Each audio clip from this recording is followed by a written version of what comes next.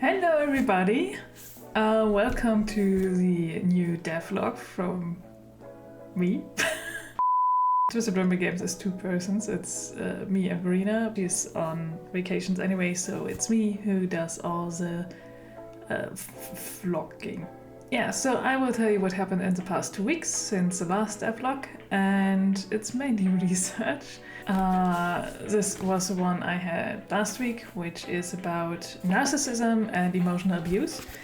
I finished it and I learned a lot. So not only in terms of, narcissistic people in romantic relationships, but also like in friendships or other, interpersonal situations. I drew some inspirations for basically an antagonist or some of the antagonists out of it, because like the game structure becomes clearer to me while doing research and while doing concept work, and I feel like we need to establish a character that the main character dated previously and wants to learn from that experience. The main character's job, and as well as the player's job, is to learn how to identify people who have toxic traits and narcissistic people. You want to stay away from them. Another book I read is this one, and I found it in my own tiny library, and it's a book my grandma passed along to me. It's called True Murders. It's about famous and infamous crimes in Great Britain. And for some reason, all the great and famous infamous crimes happen in Great Britain. And I read a story about a couple who murdered the husband of the woman. Like, the woman had a husband and a lover. And they wrote letters to each other. And in those letters, she described the various ways she tried to murder her husband, but failed. It's never funny when a person dies or gets murdered, but the incompetence of this person. And the husband never catching on, because she tried to murder him because he wasn't agreeing with a divorce. So she felt like she was stuck, and that's her only way out. And it's a weird story. But yeah, this was the one I wanted to share with you. Also, I found this book. I feel like this is Kerstin's book club. It's not really, it's the devlog. It's a book club now. But it's important. Research is important. Research is important for game design. Not just in terms of setting, but also, or especially, for stories, and especially when you have a serious topic at the heart of your game. This one is more like for setting purposes. It's called The Science Behind Sherlock Holmes and the Beginnings of Forensic Medicine. It's very interesting how the science developed and how it's straight from biology. Because biologists, they were like, well, we cut this open, we draw what we see, and we want to understand the human body. And forensic science is, well, I first have to document everything that seems abnormal, and then I cut them open with a very specific cut and try to figure out in which ways like poison affects the coloration of some organs.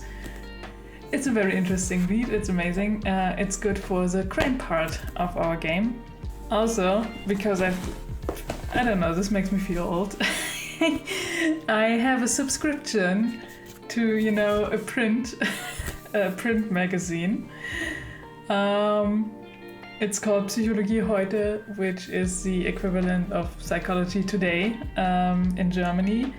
So it's basically psychology explained for non-psychologists. And I have 2 editions that relate to our game. that I read. One is about relationships, and are you able, like, how do you know you're able to be in a romantic relationship? And it explains and describes various examples of like commitment phobia, if that's the word I'm looking for. The dog is trying to catch a fly that annoys him. Describes various examples of commitment phobia and how to spot them in others, but also within yourself, and how to deal with it. Other edition, which is about how do I know who you are. It's basically about perception of another person, which is a skill that is very valuable when you're trying to solve a murder or when you're trying to find a partner. Because in both situations, you need a good knowledge of people and you need to be able to read people. This magazine at length talks about how it's not quite possible. Like, there are people who want to make it sound like some superpower, that you can, read the tiny micro muscle movements, and then, somebody lied, or when somebody pulls their ear, it is a sign of some character traits they have. And this magazine makes it clear that's all, BS, and it's not how it works. Also, and this is a very interesting fact that I, will look out for in my everyday life, it talks about first impressions. Also very important for, dating. Because first impressions, like the first few seconds of an encounter with another person, our brain forms an image of this person and puts some traits to them, and then it puts it like in the drawer and never on its own reevaluates. And the reason why this is that our brains are lazy, or in a more positive term, they are very efficient. And evaluating a person and how they will fit into your social life is like work, and it costs calories, and our brain doesn't want to spend much calories on thinking. Without some external pointers that the previous evaluation was false, you will never go through this whole process again. For me, I'm not sure about you, but for me, this was like mind-blowing. Like, it comes down to laziness, that we are not willing to change our opinion of people we just met. I mean, this is not quite true. There are two things that will prompt you to change your opinion. And one is what other people tell you about this person. So if you tell your friend, oh, I met him or her, and she seems like a bit weird or a bit closed off, or not very polite, and the other person tells you, oh, her, but I know her, she's like this and that, and she's usually very outgoing and she's very helpful and friendly, maybe a bit quiet. Then your brain will go, this is information I couldn't gather, maybe I should take a second look. And the other instance is if you have like a meaningful interaction, and that could be working together on some sort of project, or being even forced to work together because it's your colleague that you didn't like initially, but then you discover he or she has some very good qualities you weren't aware of. And I wonder if, when you're aware of, this tendency to put people into drawers, if it helps, questioning yourself. Oh, is this really the person I thought he or she was?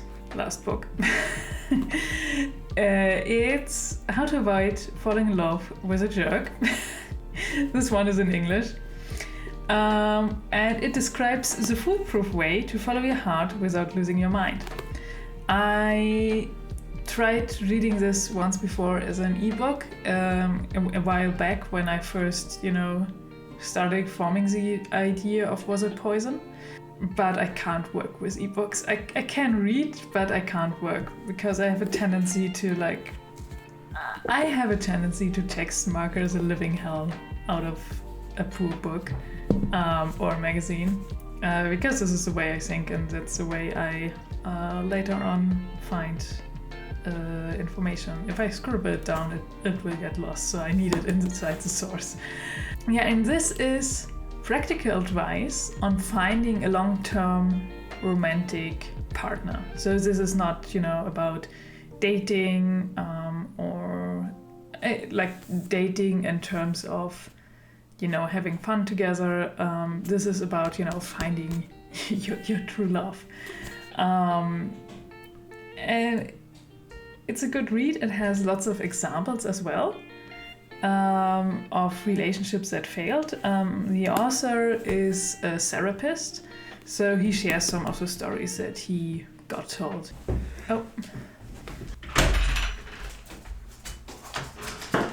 So yeah, practical advice on dating, and also there are some intuitive models and some intuitive strategies on how to keep aware of looking at everything through rose-colored lenses, and thus you overlook every flaw in the person you're currently dating and thinking this is your dream partner.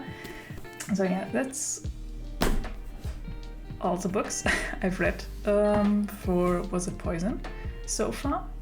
I think there will be more books. I feel like research is so important for game development. You can draw so many ideas from it, and you can draw ideas not only for story but also for the mechanics, and and for characters as well. It's just, and it's fun. For me, this is one of the funnest. For me, this is one of the most fun parts about game development. What is not the most fun part of game development is setting up your project. And doing it right. With Sturu, I started, doing like blah, blah, blah. I just do my prototype, and I just want something to move, and I want the AI to work, and then later on I was reworking everything. Now I want to make it right from the get-go, and it's annoying. You have to think about it so much, how everything works together, how all the modules work together. And so far I just put the project together and did an example for integrating Ink. Ink is a story engine basically, so you have an engine for physics and stuff, and you have an engine for audio, which is Fmod, and I think at some point we will work again with Fmod. And Ink is a story engine or narrative engine, and for a narrative game it seems like a good choice to use it, and I worked with it before. Never integrated it into Unity though, and I was just doing an example of it. I was just basically trying to read from an Ink file, which I did, and that was it. And it took time and effort to set the whole thing up. Not necessarily Ink, but the whole project. All right, but next steps for the next 2 weeks is obviously more research. So we keep this book club going. I will also continue implementing the dialogues, and then I will have to see how much I can do, because I have a workshop or 2 workshops in August, so that are 2 whole weeks that are just gone from my schedule. And then of course we have a talk at DevCom. Brina and I are invited to a talk at DevCom, and also we have a stand or a booth or like a part of an area at Gamescom in the business area, and it's with the Games Made in Europe stand. So I haven't got much information about what the actual setup will look like, But we are there. So they're basically in August 3 whole weeks, and after Gamescom I'm dead. Because DevCon and Gamescom, it's like, it's a whole week of events and stuff, and after that I will just, crawl into a hole and then emerge after 1 week of regenerating. So let's see how much progress on the game will happen in August, and I will see you on the next vlog to let you know all about it. Until then, thank you to our Patreons and for their continued support with Duru and now throughout Duru into the next project. We really appreciate it, and it helps us out a lot. So thank you guys. Thank you everybody else for following along on this journey and for listening. And if you have questions, let us know and we will include them in the next devlog. Until then, bye bye.